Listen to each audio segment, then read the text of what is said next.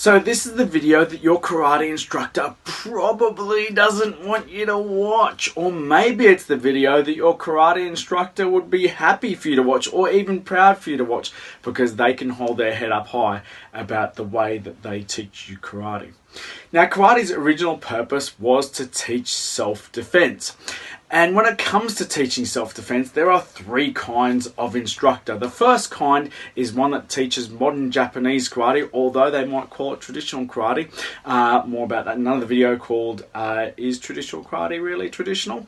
But more importantly than just the label of what they teach, from here, they're teaching modern 3K karate from here in that they're teaching Kihon or basics, kata and kumite, and that's what you are graded on. And the kata is primarily focused on the aesthetic values of kata rather than being focused on the bunkai and self-defense principles that the kata was originally meant to reinforce and teach. And of course, kumite is done in a hyper stylized long-range sport fighting type way where you don't even learn how to throw hook punches or deal with hook punches, which happen to be the most common attack in self-defense situations. So the point is from here they're teaching this very, very modern style of karate, which doesn't prepare you for a large variety or the majority of self-defense situations, but somehow they feel that it is good for self-defense. So they are deniers. They don't teach self-defense, but they believe they do. And snap, I used to be one of them, because my karate instructors could throw ultra fast reverse punches. They had great strong front kicks, and they told me what you're teaching and what you're learning is great for self-defense. And I went, yes, of course it is. I trusted them, and it was hard for me not to see otherwise. They could throw these strong techniques. How could those techniques not serve you well in a self-defense situation? Well, they will serve you well in a handful of situations, but actually when you start to study the real nature of violence and you realize, oh, okay, I'm not prepared for that, and oh, we never get taught how to deal with this, and oh, actually the majority of self-defense situations start really close, and you start to do your research and you pull the threads, and from here you realize, well, wait a second, from here what I'm learning is not complete in the slightest for dealing with the majority of the self-defense situations I may have to face. And I've got a video on this called Is the Karate That You're Learning Good for Self-Defense? So if you want to find out more about that, watch that video. But the point is from here is there are plenty of instructors who fervently believe that what they teach is good for self-defense, but in reality it's just not. And for those instructors, they need to do their research. They need to do their due diligence, because they're presenting themselves as experts. They're presenting themselves as, I will teach you self-defense. But in reality, they don't know what real violence actually looks like, or even what the habitual acts of violence are and how people actually get attacked. So it's very, very hard to say, yeah, I'm an expert in teaching you self-defense when you don't even know how people get attacked in reality. That's more than a bit concerning. And from here, they need to do their due diligence.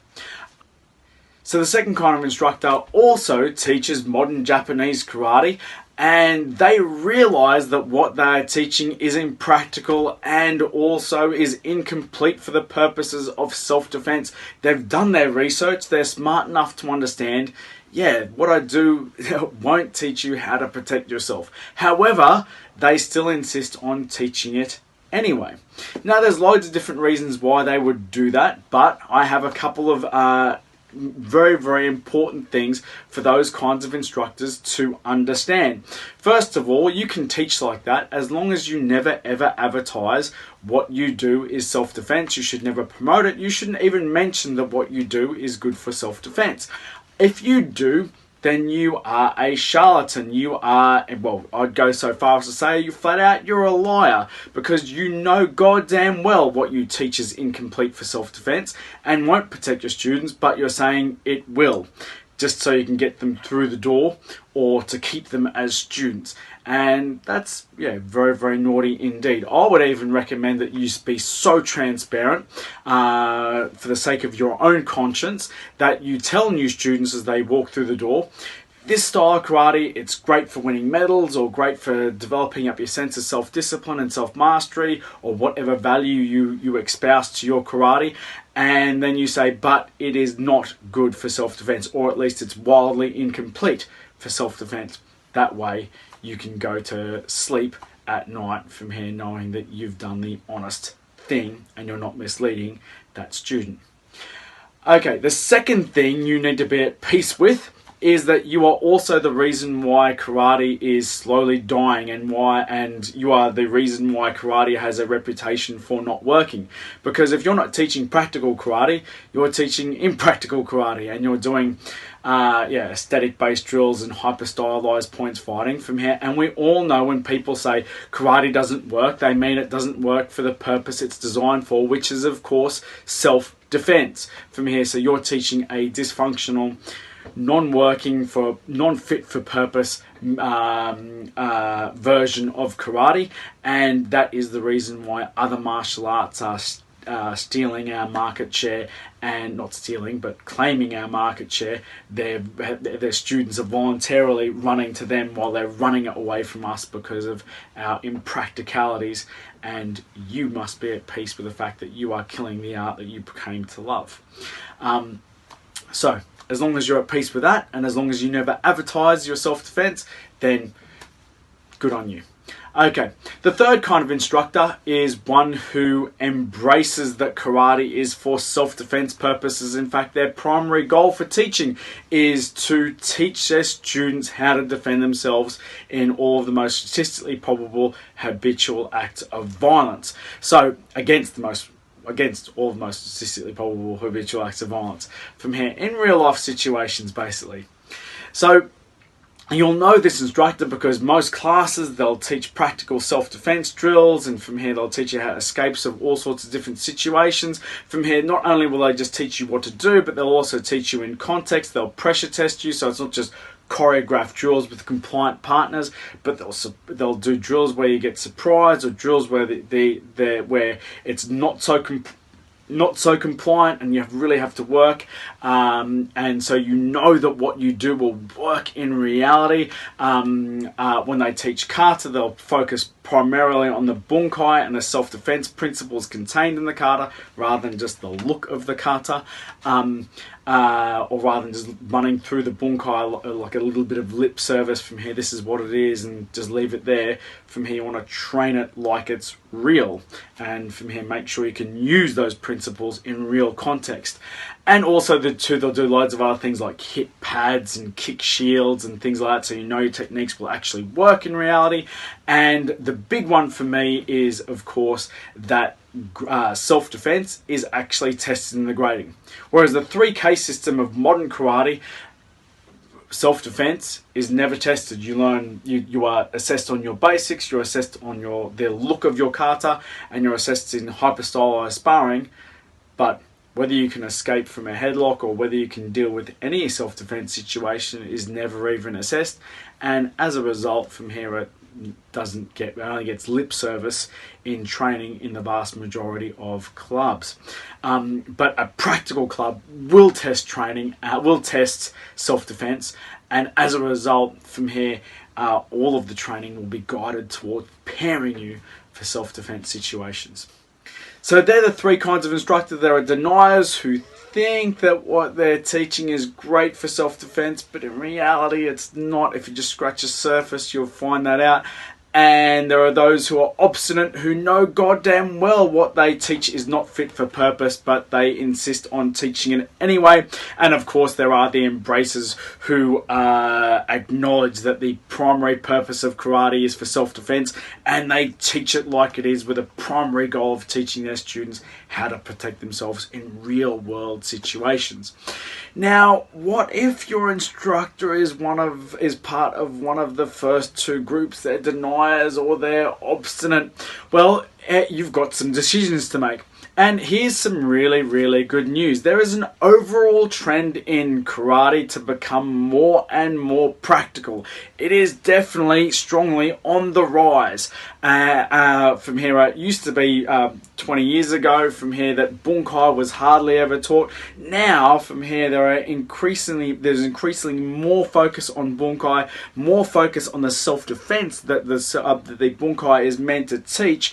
And of course, from here, clubs are becoming increasingly practical. So if your karate instructor is embracing that wave of change and they are starting to teach more practical skills, then that is great, fantastic news. And I strongly encourage you to accelerate that process by asking them to teach you loads more about self-defense and teaching you more practical skills and questioning from here drills and activities that aren't so practical.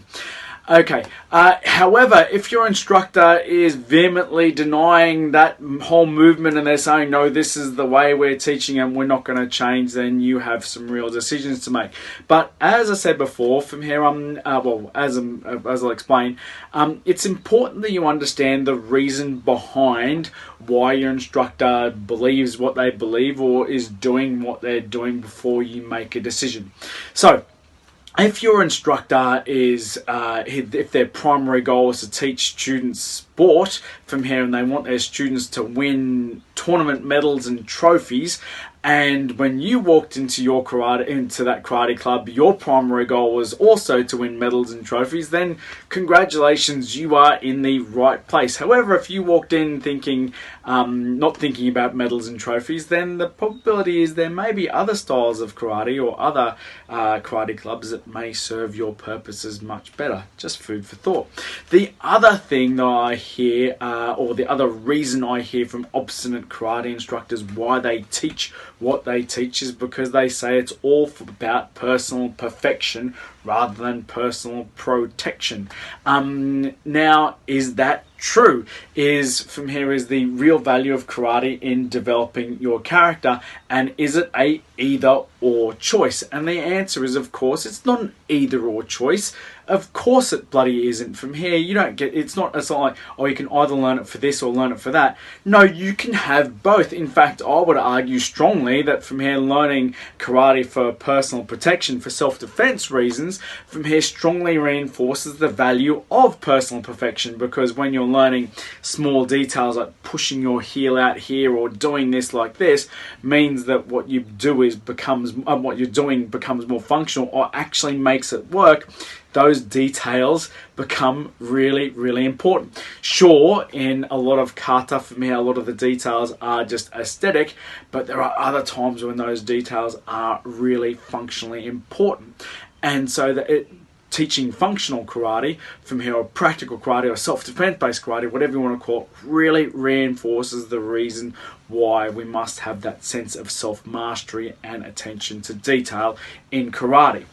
But not only that, probably if you're thinking that karate is all about your student's character development, I would ask you which character trait or which value from here that karate teaches and builds in students is the most valuable for them in their life. And the answer has to be self-confidence and self-esteem. And now, if I ask you which of the two builds more confidence, karate for personal perfection or karate for personal protection, which one builds your self-esteem more, it's a landslide on the personal protection side. Aside from the fact that learning self-defense is rooted in the value that you're indeed worth protecting, and by the way, a lot of victims of violence simply don't even attempt to protect themselves. Especially in domestic violence cases, it's really, really horrible, in sexual assault cases, because they don't feel like in some ways, they don't feel like they're worth protecting from here, whereas karate builds that value that they are indeed, of course, worth protecting. But just even knowing that you can handle all of the most statistically probable self-defense situations and you've been tested rigorously to handle those, builds your confidence in a way that other activities simply can't touch. Now, you contrast that to someone who learns karate for personal perfection reasons or sport reasons. then guess what? Those people from here, like I did, have niggling fears all the time about whether their karate will work. It's just that gnawing in the back of their mind from here, that gnawing doubt. And are those niggling fears and doubts building your self-confidence and your self-esteem, or are they eroding it from here in certain ways? So from here, they threaten to undermine all the self-esteem you get from karate, because if your karate is ever tested from here, or if you discover that your karate is not based in reality and you discover your karate will let you down if you ever need it, you'll realize that the self-esteem you got, whatever self-esteem you got from it, is built on a house of cards. And hopefully that won't be in a brutal self-defense situation from here, when you realize that, yeah, the karate that you learn isn't fit for purpose. But learn it for purpose, and you're far, far, far more likely to see a rise in your self-esteem after you handle a self-defense situation successfully from here. And that is probably the most important value you will get from training in karate, whether you ever face a self-defense situation or not. So there are loads of other reasons why obstinate karate practitioners who say, yeah, from here, it doesn't matter whether I teach, what I teach is practical from here, give from here. They'll sometimes say it's traditional. Well, it's not. I've got a video on that. Is traditional karate really traditional? From here, it's not. From here, I'll go about that. Watch my other video. Now, there's some really ugly and horrible personal reasons which I will address why people would knowingly teach a karate version of karate which is less beneficial to their students.